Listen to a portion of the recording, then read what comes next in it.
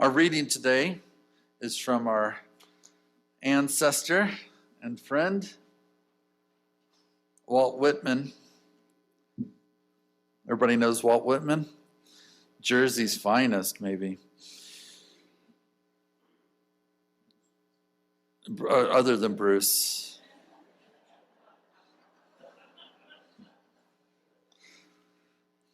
We can have an arm wrestling afterwards to figure it out.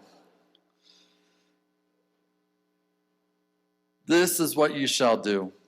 Love the earth and the sun and the animals.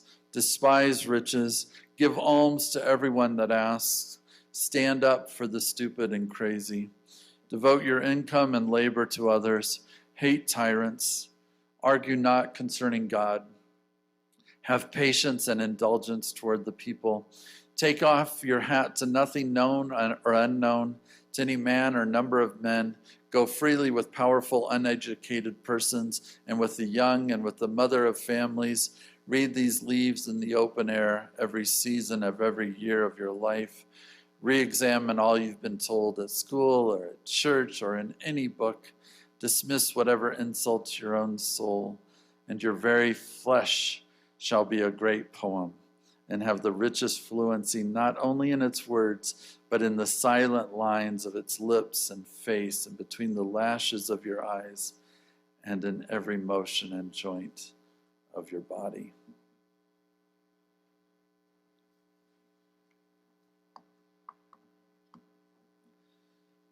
So I mentioned that I'm going to be moving to Fort Collins this summer and cheering you on from afar as you continue to shine a light in this town that needs Unitarian Universalism so badly, and other progressive faith voices. And so I am going to engage with you all for the next couple of months what I'm calling a farewell tour, which means I'm going to invite my favorite humans in town to come and be with me. Jeff Scholes, who's at UCCS, is going to come next week.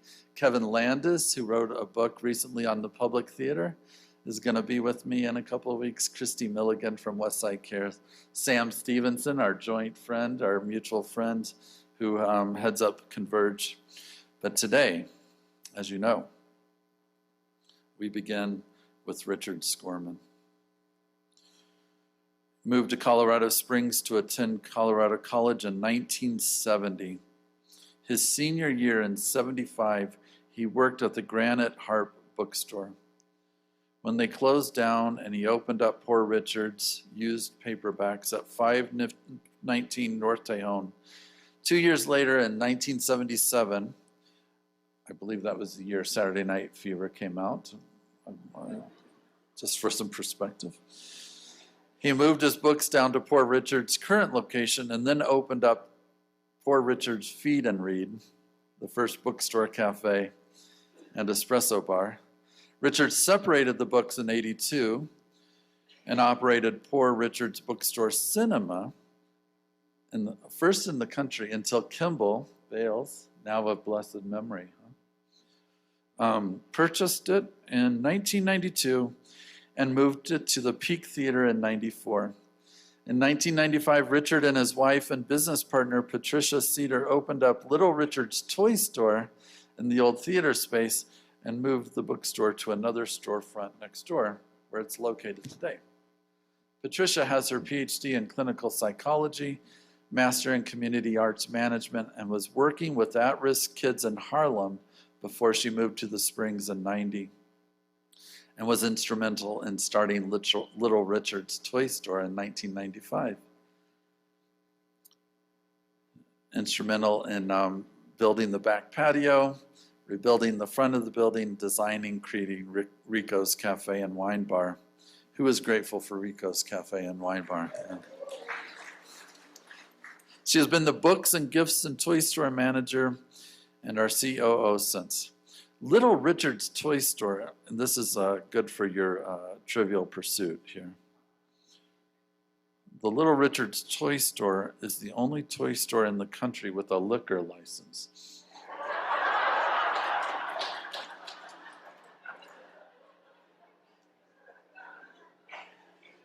All righty then. He was the first local film critic working for the Colorado Springs Sun Daily in the Fort Collins, Coloradan. His job ended with the Sun when the Gazette bought it and closed it down in 86. In 1986, he moved to New York City, where he met Patricia and wrote the book Off Hollywood Movies, published in 1990 by Crown Division of Random House. He then founded and directed the U.S. Environmental Film Festivals, the first environmental film fest in the U.S. The first festival in 90 was in Colorado Springs. The second was in Santa Monica in 91 and was sponsored by Aveda. They both became Earth Day events, had lots of celebrities, Cesar Chavez attending and speaking, and was the Best of Festival winner in 1990, Where Have All the Dolphins Gone?, that subsequently was shown to Congress and resulted in dolphin-free tuna fisheries along our country's coast. Richard was elected to the city council in 1999, re-elected in 2003, appointed vice mayor from 2003 to 2005. In 2006, he left council a year early to become Senator Salazar's regional director. He ran for mayor in 2011 and got the most votes in the first round, but subsequently lost to another mayor. And Americans for Prosperity, this is like the beginning of your obituary, am I right, Richard? Americans for Prosperity, the Koch brothers, is that how you say it? Spent $300,000 of dark money against Richard to lead to his defeat. A badge of honor, I say. Ran for city council in 2017, was appointed to be council president in the next 4 years. Resigned 3.5 years early to take over as manager of the culinary side of Poor Richard's because of how difficult COVID was.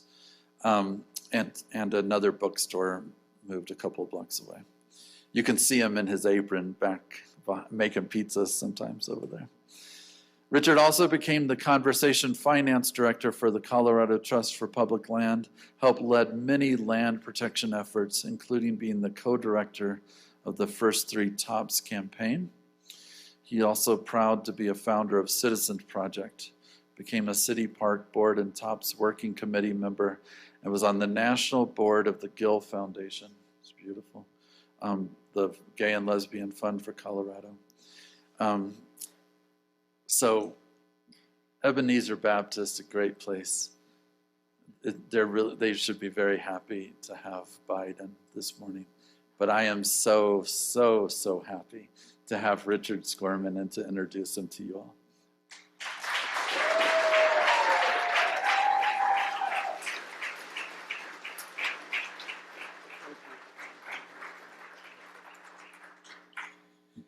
Thank you so much for inviting me. Believe it or not, this is my first speech since City Council a year ago. And the first time I've worn a suit. And then I realized looking around that nobody else is wearing one. And I don't know who invented the notion of men have to choke themselves to be taken seriously, or women have to wear heels that tilt them back, but I stopped wearing ties a long time ago. But having said that, what an honor to be here. And part of what I want to convey today is what I have loved about Colorado Springs and how much of an honor it's been to help make decisions and then sometimes being there at the right place at the right time to make this a better place. Because Colorado Springs is not an easy place to be for people like us. I'm just don't have to say that. One of the top 5 most conservative cities in the country. Not too long ago, we were rated. We have a lot of other local government officials that are very, very ideological. We have a Republican Party that's been taken over by super Trumpsters. And so you have challenges here. But one thing that I want to convey today to especially many of you who have been members of the church for a long time, this place has been a tremendous gift to all the things that I've been involved with. And let me list a few. Citizens Project. This is where it started. We had our meetings here. No other church was really ones that were going to be welcoming to us. And I don't know if people who maybe are newer to town don't know what was going on with Amendment 2, with focus on the family moving here, the largest radio ministry in the world, 26 million listeners in 24 languages, the think tanking for anti-gay movements around the world. They now are very much involved, 500 people up there with the same issues. And it's about school boards and library boards. It's about all the different things that are out there that are happening. And the education around LGBTQ issues and anti-abortion. So Colorado Springs got to be known for that. And boy, what an opportunity that we had at Citizens Project to be that other voice. And it was a Unitarian church that let us have that. We ended up having 2,000 members back then. And I'm not saying there weren't a lot of other people, but we would go to gay pride parades, Patricia knows, and march, and there would be in the beginning 150 of us because people were afraid. And there would be 150 or 200 of them. And there would be 50 cops because they're out there to protect us. But it was a scary time, and a time that we all relived, unfortunately, because of Club Q. And it's gotten to be a much better place, Colorado Springs, and I can talk to you about what I know from the inside. But what you don't know, and I have so few funny stories, is there was a time in the early 80s when they had a Kerouac conference in Boulder.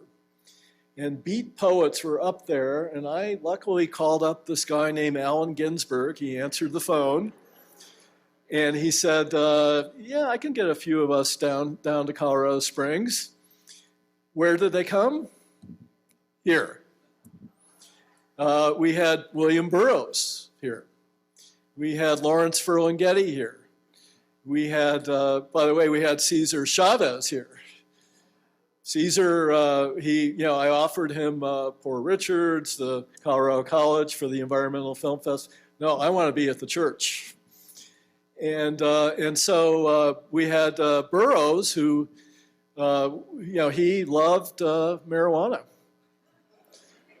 And I remember announcing, here's William Burroughs. The place was full, and he wasn't coming. So I went back to the minister's office, and he was back there smoking a joint. And I thought, oh my God, he's going to be too stoned. How's he going to do this? And he roared like a lion. He was incredible. And Lawrence Ferlinghetti, I can go through the whole list, but Lawrence, I thought, did something really special that day. When he was speaking, there was a kid crying. Everybody was turning around, looking at the parents and the kid and saying that, oh God, I can't believe, they're letting that kid cry. And then he said, everybody, how many of you were kids? How many of you cried when you were out in public? And he goes, I want the kid to cry, and that's going to help me with my poetry. But it just was a funny side to all this. But having said that, I can go through the list. I just had a memorial. We had a memorial for a very dear friend, Lee Milner, who was a huge champion of open space here last Saturday. Thank you. You didn't charge us anything. And we all came and we used the church. Another funny one, but not really, was when I had a movie theater. I wanted to show The Last Temptation of Christ, actually a terrible movie by Martin Scorsese. No other theater in town would do it. My landlords at the time were the First Christian Church. They've gotten so much better, but they said, we're going to evict you if you show that movie. And that we have this moral turpitude part of our lease, and we can evict you. So we dismantled our big projector, which, by the way, is the one you see in Kimball's, if you ever see that big monster. On a below zero night, we put it back here. and we showed the movie to 2,000 people. Every night there was a bomb threat. The police would come in and say, you know, we haven't discovered any bombs, but it's up to you, Richard, to decide whether you want to show the movie. And the bomb was supposed to go off at 7:30. So I always, every night, I was in the audience with everybody else in case the bomb went off. I didn't want to be the one to I wanted to die with everybody else. And then that scene where the snake explodes in the movie happened at 7:45, and I scream. But what a great life I have had, and I can talk about our businesses and what Patricia has given to that. Everybody says, Richard, how could you have been on city council all those years and vice mayor, and then work for all these other causes? And Patricia. So if we could have named it Poor Patricia's, who still is my equal partner in so many ways. And I'm a terrible shopper. She's created this gift and cards and toys that have made us successful. If we were depending on the restaurant side, it'd be, it's not easy, and especially after COVID. So she made it so I could afford to be on city council, and it is a full-time job. Whoever was going to run, who announced earlier, I'd love to talk to them because I feel like I have my master's degree in city council. But having said all that, what an honor to be at the right place at the right time. And I'm going to leave with just maybe a list of 4 or 5 things that I'm really glad that I was there for, that I think have made a difference in Colorado Springs. And I can go on, but Drake Power Plant. Finally, we have shut down that monster in the middle of downtown. One of my favorite people back when, who was the voice of KRCC, died of lung cancer. Lynn Acres, Mill Street neighborhood. Never smoked. 48 years old.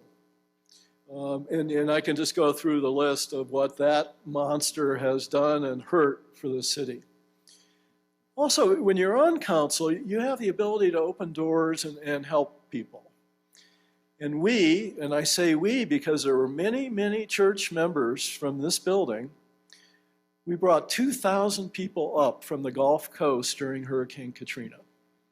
And we took care of their every needs. And many of them were on the verge of dying. There were people that came, they didn't have their medicines. They had diabetes, they didn't have their teeth, they were sitting on roofs. Colorado Springs stepped up like no other city. We got national awards for it because of all of us. And I happened to be at the right place at the right time on city council to help lead it. And then I can go through all the lists of the beautiful places that we all recreate on the west side, especially in the mountain backdrop, that were slated to be developed. And Lee Milner, who we celebrated last week, was a incredible champion of all that. But Red Rock Canyon, it's going to be 4,000 homes, 27-hole golf course, 1 million square feet of shopping center. Came this close to losing it, and I can tell you stories about that. Cheyenne Mountain State Park, owned by the Marcos family from the Philippines. Master plan for 5,000 homes. So they could care less about open space in Colorado Springs. Stratton, I could just go through the whole list of being at the right place at the right time with many other people. Helped start the Independent with John Weiss, helped Kimball with the Kimball's Twin Peaks. And what a tragedy that he left us at 70 just a few days ago. He never made much money. He had a passion for bringing films to Colorado Springs, to tons of benefits. And it's a sad one. Those of us in the room that are older, we're losing people. And I feel like it's really hard to get to be a little older and to have to go through all this. Tricia and I have been really struggling with it the last couple of weeks. Thank you for being who you are, Unitarian Church. If you're not a member, you should be. And we need you more than ever. So thank you, and thank you for allowing me to be here today. What an honor! It's my favorite church.